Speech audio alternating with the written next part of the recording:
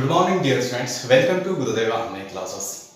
Dear student, in today's class, I am going to start new lesson in science, that is crop production and management. Dear student, we had studied about living organisms. Living organisms need food to get the energy. If you want to do any work, you need energy. If you need energy, you need food. But my question is, why do we have to eat food? Why do we need different variety of food? Dear student, we have to learn that all living organisms require food. Not only human being, all plants also need food. All animals also need food. We are human being. We are eating flesh of animals and plant product also. See, based on food items, we divided three groups. First one is herbivorous, second one is carnivorous, and third one is omnivorous. Dear student, which animals eating only plant product, those animals we will call herbivores. For example, cow, that is eating only plant product. For example, elephant, that is eating only plant product, that is not eating flesh of animals. Second one, which animals are eating only flesh of animals? Those animals we will call carnivores. For example, tiger, that is not eating plant product, that is eating only flesh of animals. Okay, that is we will call, that is the carnivorous. Remaining last one, which animals are eating flesh of animals and plant product also, those animals we will call omnivorous. Which animals are eating both plant and animal product, those animals we will call omnivorous. We already know that energy from the food is utilized by organism for carrying out their various body function.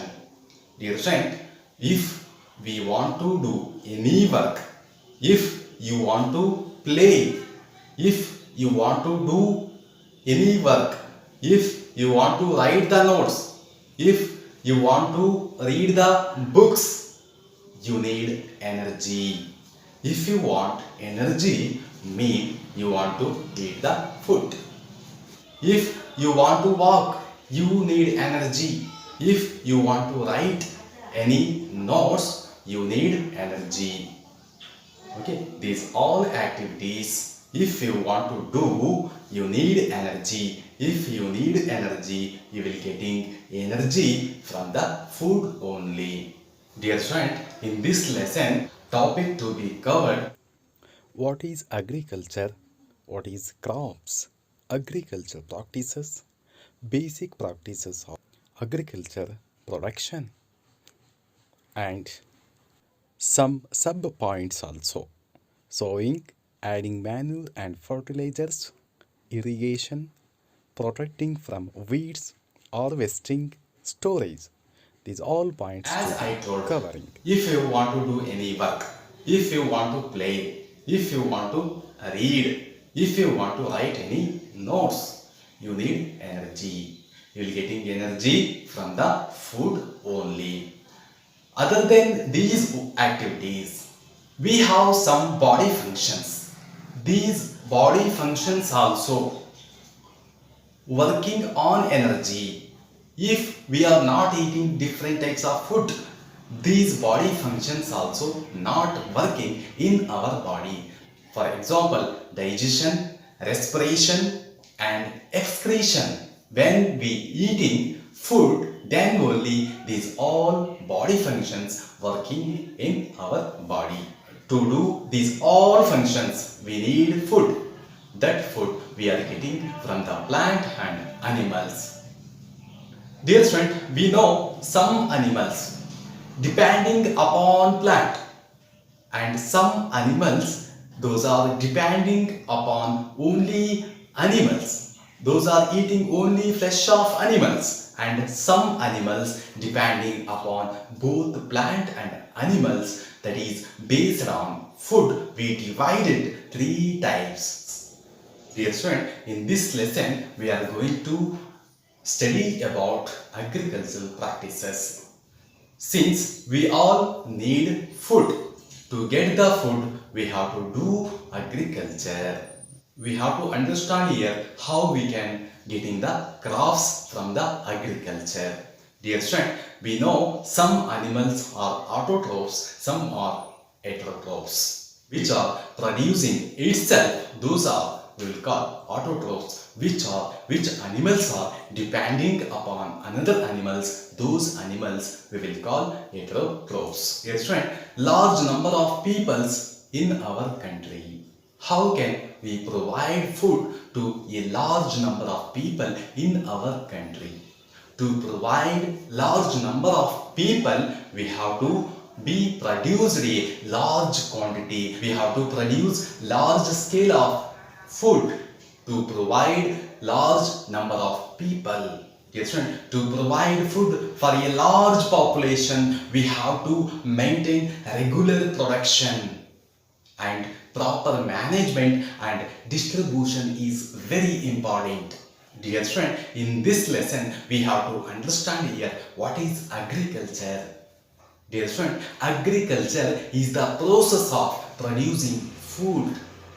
Dear student, from the agriculture, we are not producing only food. We are producing fibers also, and we are producing so many other useful things also. We are producing food, fibers, and so many other things by the agriculture only. We are cultivating these all things by the plants only. Dear student, we have to produce food from the plant. With the agriculture, we have to raising domestic animals also. Dear student, we can define agriculture is the science and art of the cultivating plant and livestock. Dear student, next point I am taking here crops. What is mean by crops? Dear student, crops mean when plants of the same kind are cultivated at one place with large scale, with large quantity. It is called crop. For example, crops of rice. Crops of rice means that all the plants grown at one place. Rain-fed or by irrigation, carabao attached with a plow. This is done to turn over the soil and bury weeds as well as the remains of the previous crops, allowing these materials to be incorporated into the soil and to be decomposed.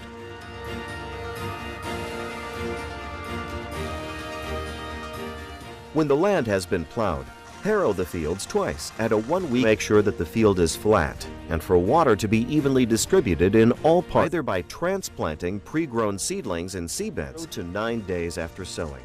To have good seedling emergence, seedlings will be grown for 15 to 21 days before it can be uprooted and transplanted. Maintain around 2 to apply top dress into the field evenly, increased yield and poor harvest. Wheat also we are producing at a one place with a large scale, with a large quantity. These all we said to be crops. Dear student, India is a vast country with different climatic conditions like temperature, humidity and rainfall changes from one region to another region. These rainfall and temperature and humidity changes from one place to another place. So we have in our country different climatic conditions. Based on these seasons, based on these climatic conditions, we can be identified two patterns. based on the season, we have two patterns. Those are, first one is Kharif crops and second one is Rabi crops. Dear student, we have to understand here what is Kharif crops and what is Rabi crops. See, first one I am taking here Kharif crops.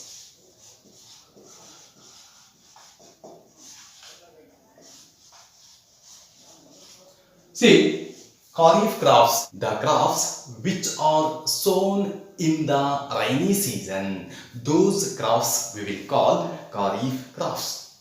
Dear student, rainy season in our India is generally from June to September. June to September.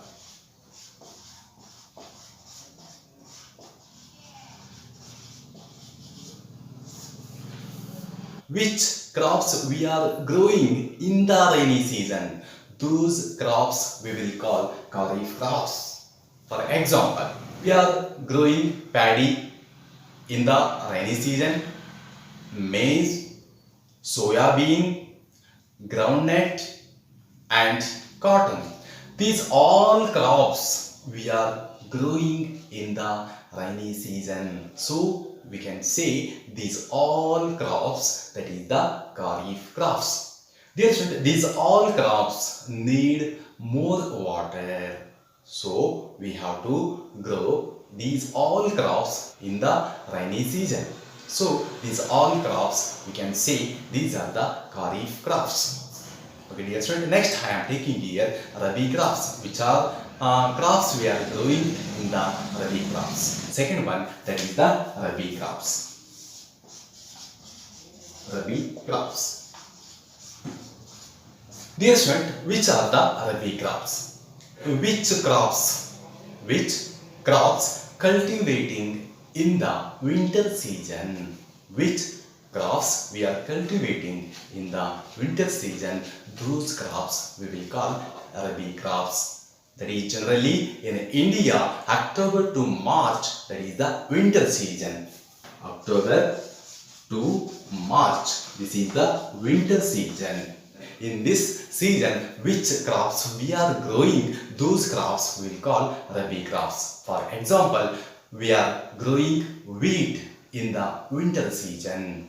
That is we will call Rabi crops. And gram, pea, these all we are growing in the winter season, so we can say these all crops, that is the Rabi crops.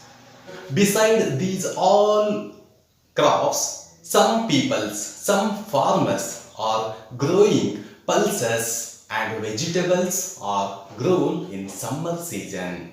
We know that farmers are almost depending upon agriculture. Next point I am taking here, agriculture practices.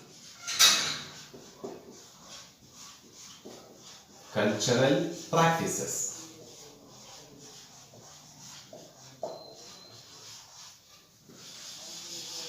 Dear student, in this agriculture practices, we are going to discuss some sub-point. First one is preparation of soil, and second one is sowing and adding manure and fertilizer, protecting from weeds, irrigation, harvesting, last one is storage.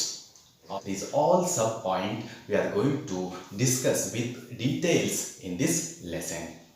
Student, first one I am taking here, preparation of soil. Preparation of soil. This is the first point in agricultural practices. Dear student, see, preparation of soil includes mainly two techniques. First one is flowing and second one is leveling. First one is flowing, the process of losing and turning of the soil. The process of losing and turning of the soil is called flowing. This is done by using a flow. Dear student, flow are made up of wood and iron. Sometimes the soil is very dry. It may need watering before the flowing. After losing the soil, helps in the growth of earthworms and microbes. Dear student, let us see this picture. Here, the flowed field may have big clumps of the soil, that is, we'll call crumbs. It is necessary to break those crumbs. Next one technique, that is leveling. Dear student, leveling the field is beneficial for sowing as well as for irrigation also. And leveling of the soil is done with the help of leveler. Dear student, leveling of the soil is done with the help of one tool, that is we'll call leveler. Okay, next I am taking here next tool that is using during the cultivation, that is the hoe. Hoe, this is also one of the agricultural tool. This is also one of the agricultural tool. It is using for removing weeds and for losing the soil. Dear student, you observe this picture. This hoe, it has a long rod of wood or iron, and this is working as a blade in the agricultural field. Okay, dear student, next I am taking here the next tool, that is the cultivator. You observe this picture, this is we will call cultivator. Dear student, nowadays so many farmers are flowing is done by tractor driven cultivator. The use of cultivator saves the labor and it is saves the time also. Dear student, let us see this video.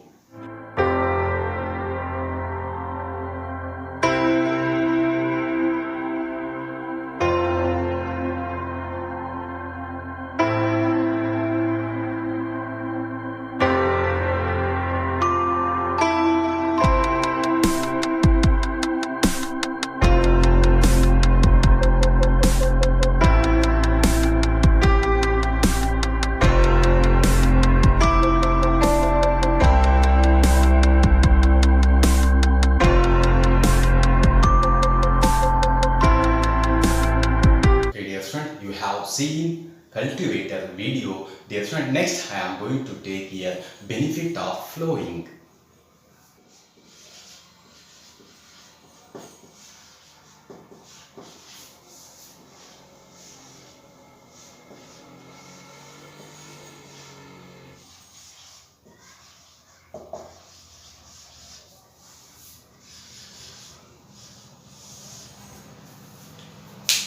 Dear student, benefits of flowing. The first point is losing of the soil that allow the roots to penetrate deep into the soil, and it provides aeration and drainage.